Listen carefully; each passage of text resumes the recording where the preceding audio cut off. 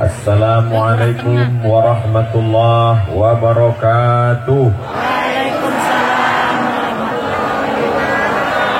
Apa kabar bapak-bapak, ibu-ibu semua? Sehat? Sehat. Alhamdulillahi rabbil alamin. Allahumma sholli ala sayyidina Muhammad wa ala ali sayyidina Muhammad. Kalau ibu pergi ke Makkah, arahnya ke arah barat. Sudah lama saya tausiah, baru inilah ikan naik ke darat. Nanti Ustaz tausiahnya di pantai, di kolam, di danau. Oh, ternyata betul danaunya ada. Ikannya naik ke atas menyambut Ustaz Abdul Somad. Alhamdulillahirabbil alamin. Nanti Ustaz tausiahnya di masjid. Sampai sekarang masjidnya belum kelihatan. Mana masjidnya? Masjid yang menyatukan kita adalah masjid. Imamnya berapa? Satu. Arah kiblatnya? Satu. Fawalli wajhaka syatral masjidil haram. Nabinya? Satu. Muhammadur Rasulullah walladzina ma'ahu asyidda'u 'alal kuffar. Orang yang bersama Rasulullah sallallahu alaihi wasallam tegas terhadap orang kafir, ruhama'u bainahum, berkasih sayang bersama orang beriman. Masjidnya satu, arah kiblatnya satu, Allahnya berapa? Qul huwallahu ahad, Allahus Somad. Itu nama dia, bukan nama Ustaz. Kalau yang tausiah ini Abdus Somad. Abdu itu hamba, Somad hamba Allah subhanahu wa ta'ala. Jadi prinsip masjid yang pertama adalah menyatukan. Kalau memang kita bersatu di masjid, kenapa kita tidak buat tabligh akbar di masjid? Masjidnya tidak cukup, tidak muat sebanyak ini dibawa ke masjid, meledak masjid kita. Maka dibuatlah di tanah lapang halaman yang luas. Bahkan kalau di Palembang, Sumatera Selatan, saya tausiah tidak cukup di Benteng Kuta Besak BKB, dibuat sebagian jamaah naik perahu. Ini nampaknya hampir naik perahu jamaah.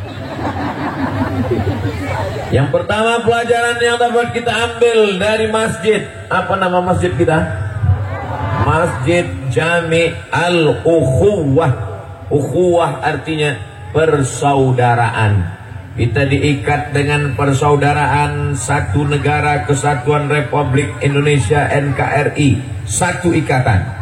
Beda agama, beda keyakinan. Ikatan yang kedua diikat dengan ikatan la ilaha illallah Muhammadur Rasulullah sallallahu alaihi wasallam. Jadi pelajaran yang pertama adalah bersatu di masjid. Bersatu di kantor enak, waktu sama-sama kerja, sama-sama dinas, sama-sama aktif PNS. Begitu kita pensiun mulai down, sudah nggak enak. Beda pendapat nggak apa-apa, tapi sudah mulai beda pendapatan. Betul? Bersatu waktu sama-sama geng motor enak, sama-sama gas, sama-sama ngebut. Begitu motor kita mogok, sudah mulai nggak enak. Bersatu sama-sama satu pengajian ibu-ibu enak, nyaman. Begitu ketahuan jilbabnya belum lunas, sudah mulai nggak enak. Ustadz nyindir. Nah, tapi ada, nggak usah dibahas nanti. Tapi ada satu persatuan yang membuat kita akan tetap bersama, yaitu bersatu di masjid. Walaupun sekarang kita tidak bersatu di masjid, tapi insya Allah ikut dalam golongan orang yang dapat pahala i'tikaf, karena kita merayakan persatuan Masjid Jami Al-Ukhuwah, insya Allah. Amin ya Rabbal. Jadi kalau sudah menyatu di masjid, wa annal masajida lillah, masjid milik Allah, bukan milik ormas, bukan milik partai, bukan milik suku, bukan milik perumahan. Masjid adalah milik Allah Subhanahu wa ta'ala. Betul? Tapi jangan gara-gara ini nanti seenaknya di masjid, tidur di masjid, ngorok di masjid, ngiler di masjid. Datang pengurus marah, kenapa kamu tidur di masjid? Masjid milik Allah, bukan milik pengurus. Memang betul masjid milik Allah, tapi mengurus administrasinya, ada ketua masjid, ada sekretaris, ada bendahara, ada seksi-seksinya, itu semua berdasarkan musyawarah. Wa amruhum syura bainahum. Tapi yang jelas kita bersaudara di masjid. Inilah yang dilakukan oleh Nabi Muhammad sallallahu alaihi wasallam. Apa yang dilakukan Nabi ketika sampai di kota Al-Madinah Al-Munawwarah? Membangun masjid yang selama ini ada namanya suku Aus, yang satu lagi namanya suku Khazraj. Aus dan Khazraj perang, kelahi, gara-gara batasan tanah, kelahi, gara-gara pernikahan, kelahi, perang. Lalu kemudian dihilangkan permusuhan itu, disatukan di dalam masjid. Ada yang datang dari kota Madinah, namanya Ansar. Ada yang hijrah dari kota Makkah, namanya Muhajirin. Muhajirin dan Ansar bersatunya di masjid. Jadi zaman dulu mereka yang kelahi, mereka yang bertengkar, mereka yang konflik, bersatu di masjid. Orang zaman sekarang kelahinya dalam masjid. Itu tidak ada di Bekasi, itu di tempat lain. Maka kalau banyak, maka kalau sudah berada di masjid, masjid artinya tempat bersimpuh, bersujud kepada Allah Subhanahu wa taala. Orang yang sombong itu mendongakkan kepalanya, menampakkan lubang hidungnya, angkuh dan sombong. Tapi ketika masuk ke dalam masjid, dia bersujud. Ketika bersujud, orang tidak memandang kiri, tidak memandang kanan, tidak lihat depan, tidak lihat ke belakang. Yang dia lihat adalah tempat sujudnya. Ibu pernah ngelihat orang sujud, lihat ke kanan? Ada anak-anak, dia sujud, lihat bapaknya udah pulang tuh. Jadi kalau ada orang sujud, matanya kanan kiri, itu masih mental anak-anak. Bapak ibu pernah ngelihat orang kelahi di dalam masjid? Ada kelahi di masjid, anak-anak. Jadi kalau begitu, kalau masih ada orang kelahi di masjid, berarti masih anak-anak, belum akil balik, belum wajib ke masjid, cuman ikut-ikutan orang tua saja ke masjid. Orang tua, anak-anak tidak masalah. Yang jadi masalah adalah anak-anak terjebak di tubuh orang tua. Nah ini yang akan menjadi masalah. Fisiknya tua, jenggotnya putih, rambutnya beruban, tapi kelakuannya seperti anak-anak. Orang seperti ini kita masukkan saja ke TPA, Taman Pendidikan Al-Quran. Bapak ibu, kalau saya ceramah jangan tersinggung, karena saya termasuk orang yang tidak pandai menyinggung dan menyindir. Kalau tersinggung kebetulan saja. Jangan tersinggung, karena beberapa jamaah yang tersinggung dengan ceramah saya, pas pulang berkunang-kunang meninggal. Insya Allah semuanya baik-baik saja, amin. Pelajaran dari Masjid Jami Al-Ukhuwah. Masjid Jami diambil dari kata Jum'ah, diambil dari kata jamaah. Maka masjid tempat berjamaah. Ada satu hari khusus, hari berjamaah. Idza nudiya lis-salati min yaumil jumu'ah. Hari berjamaah. Jamaah, jumu'ah, jami. Tempat kita berkumpul itu jami. Makanya kalau ada tempat ngumpulnya cuman subuh, zuhur, maghrib, asar, isya, itu tidak jami. Hanya sekedar masjid saja. Tapi masjid kita ada berkumpul hari Jumat beramai-ramai, maka disebut dengan masjid jami. Ukhuwah, persaudaraan, ukhuwah Islamiyah. Saya datang dari Pulau Sumatera, Riau, sampai ke Pulau Jawa, Bekasi, berbeda bahasanya, berbeda sukunya, tapi ketika kita sholat tetap mengucapkan Allahu Akbar. Tidak pakai bahasa Melayu, Allah Maha Besar. Tidak pakai bahasa orang Bekasi, Allah gede banget.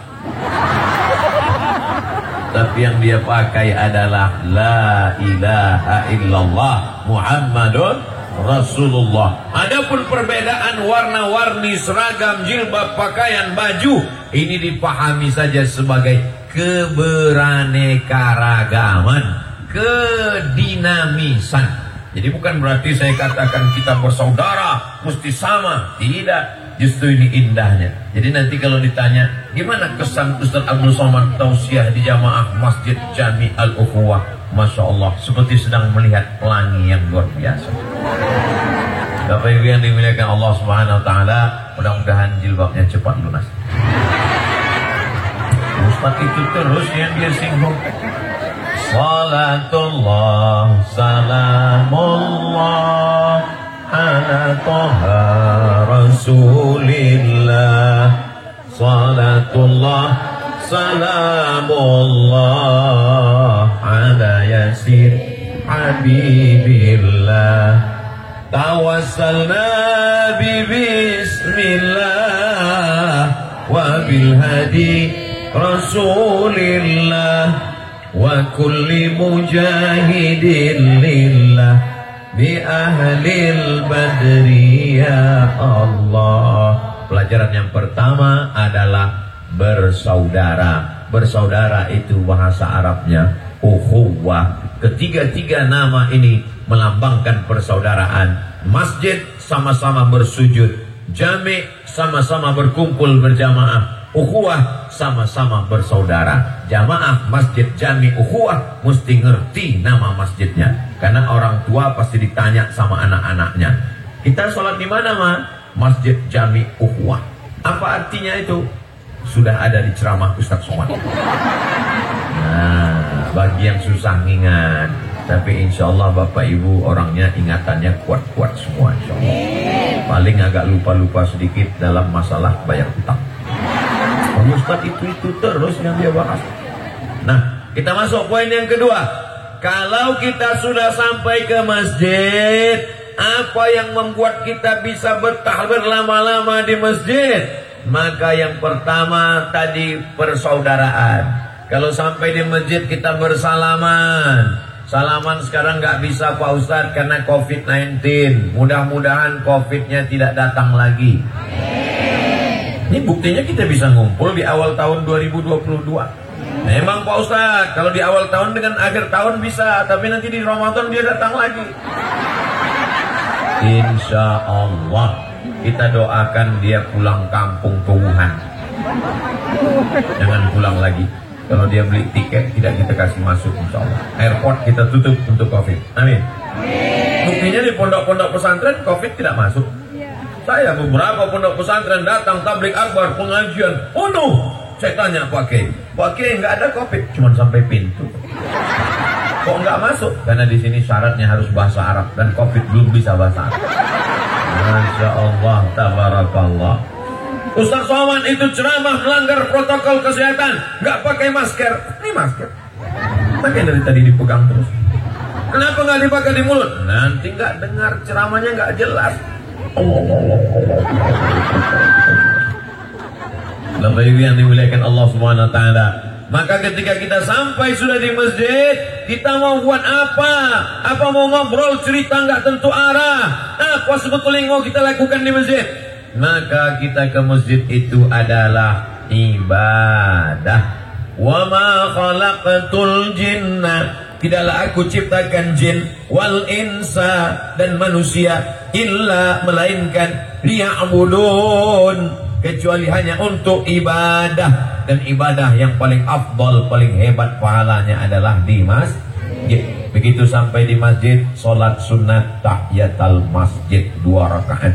Usolli sunnatan tahiyatul masjid raka'ataini lillahi ta'ala. Allahu Akbar. Rakaat pertama lama sekali berdirinya, sampai heran ibu-ibu di sebelah. Itu dia kok lama sekali. Nanti selesai sholat kita tanya, nggak boleh suudzon. Pas ditanya apa ayatnya tadi rakaat pertama, Yasin. Masya Allah, hebatnya. Ketika tahiyatul masjid dilihat orang, rakaat pertamanya Yasin. Ketika di kamar tidak ada yang lihat, iftitah Fatihah ayat 1 nafas. Allahu Akbar. Salah satu ciri orang riya, beda ketika dilihat orang dengan sendirian. Maka samakan. Iya Pak Ustadz, buktinya saya nggak ada riya. Saya sendirian cepat, depan orang pun cepat juga. Perbaiki. Maka kita ke masjid, yang pertama kali tahiyatul masjid. Idza dakhala ahadukumul masjidah, kalau kamu masuk masjid, fala yajlis, jangan duduk hatta yusalli rak'ataini, sampai sholat sunat 2 rakaat. Tapi saya terlambat datangnya Pak Ustaz. Kapan kamu datang? Sudah azan. Terus kan masih bisa. Masjid kami singkat Pak Ustaz, cuman tertulis 2 menit. Gimana mau sholat tahiyatul masjid? Langsung qobliyah saja. Karena kalau dia tahiyatul masjid nggak dapat qobliyah. Tapi kalau sholat qobliyah otomatis dapat tahiyatul masjid. Saya ulang sekali lagi. Kalau tahiyatul masjid tidak dapat qobliyah. Tapi kalau dia qobliyah otomatis dapat tahiyatul masjid. Saya ulang sekali lagi. Kalau tahiyatul masjid tidak dapat qobliyah, tapi qobliyah dapat tahiyatul masjid. Sudah ulang 3 kali, lupa juga. Banyak-banyak makan daun sop di blender, itu buat ingatan. Enggak ingat juga makan kue yang terbuat dari tepung sagu untuk lem.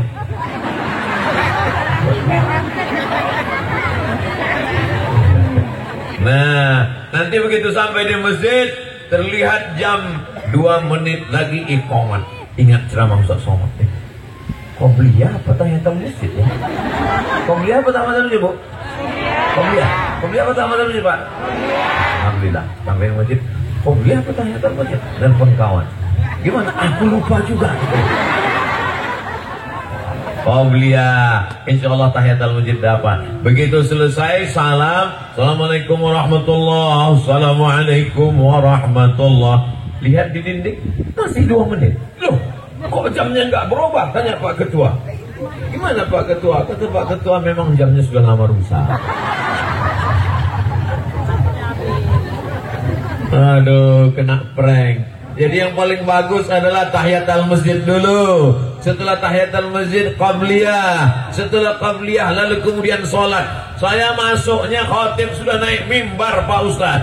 Jamaah yang dimuliakan Allah, marilah kita bertakwa kepada Allah. Kalau dipanggil oleh atasan direktur ke kantor, cepat-cepat datang. Kalau dikatakan istrinya, "Bang, cepat pulang," cepat dia pulang. Tapi ketika khutbah sudah berkumandang, azan sudah dikumandangkan, barulah dia datang terlambat. Jamaahnya malu, kata Allah.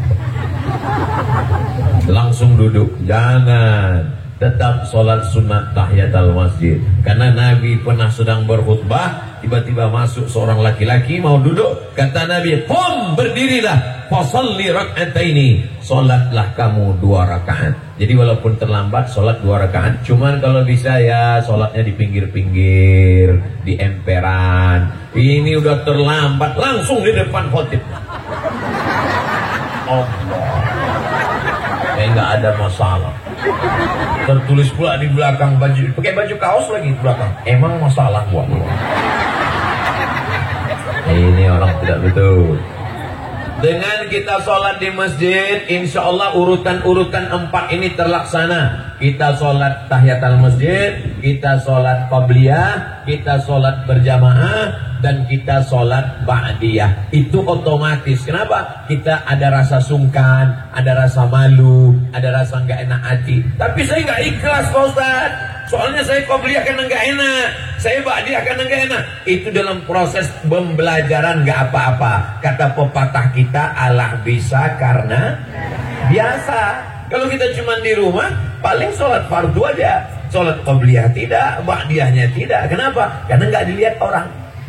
Tapi kalau kita sudah terbiasa dilihat, kamu belum qabliyah. Oh iya ya. Kamu kok nggak ba'diyah tadi?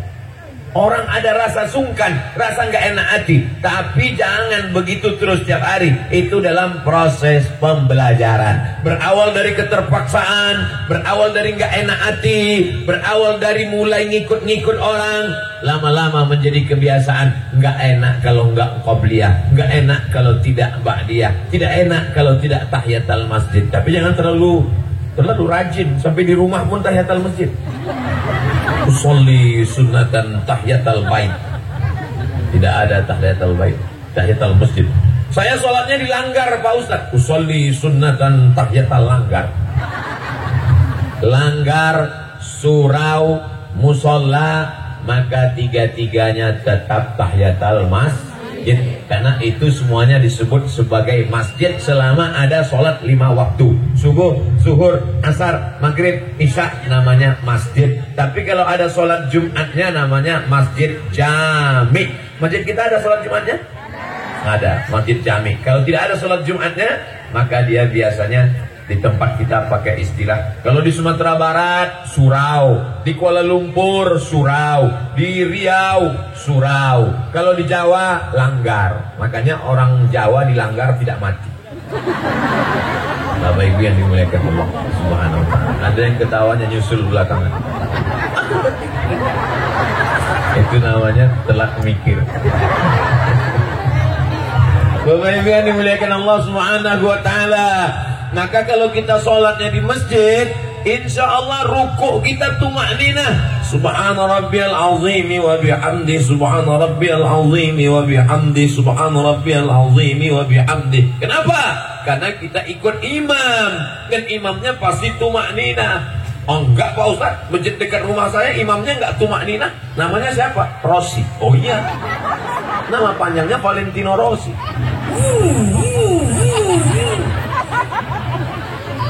Kalau dia berjamaah ada imamnya, insya Allah pasti ada tumakninah. Hatta tatma'inna qa'iman. Ulangi salatmu sampai ada tumakninah waktu berdiri. Hatta tatma'inna raki'an. Ulangi salatmu sampai ada tumakninah waktu ruku. Hatta tatma'inna sajidan. Ulangi salatmu sampai ada tumakninah sujud. Banyak orang salat sendiri tidak pakai tumakninah. Ketika dia sholat mau cepat-cepat seperti pohon bambu di pinggir danau dihembus angin. Saya pikir tadi angin kencang karena di danau, rupanya kipasnya.